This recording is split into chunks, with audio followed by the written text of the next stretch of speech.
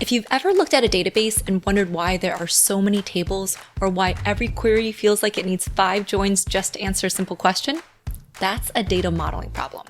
And the fix is something called fact and dimension tables. Once you understand these two concepts, you'll never look at a database the same way again.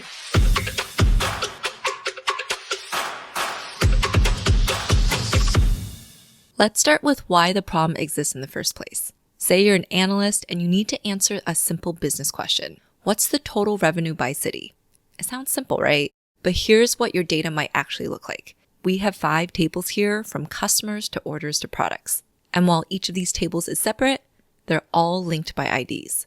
This is called a normalized schema. It's how data is typically stored in a transactional database that records events as they happen because it's efficient and it avoids duplication. Now, if we want to answer our business question, which is finding the total revenue by city, we'd have to connect these 5 tables. Starting with the city table, we want the city from here, and then the city ID here links to the city ID in the customers table, and then the customers table connects to the orders table connects to line items, which is where we get quantity, but we want the total revenue, so we have to multiply quantity by price, which means we have to link the line items to the products table. So just to answer the question, what's the total revenue by city? We have to do 4 joins to connect these 5 tables.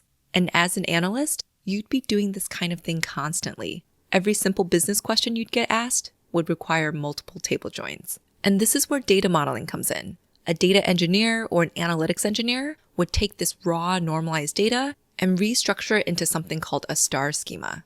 Here you've got one central fact table that contains all the transactions as well as any metrics that need to be calculated. So here's where we've calculated revenue. And around it, you have dimension tables or lookup tables that contain all the details you need. So things like product details or customer details. And now from here, let's try to answer our question once again. What's the total revenue by city?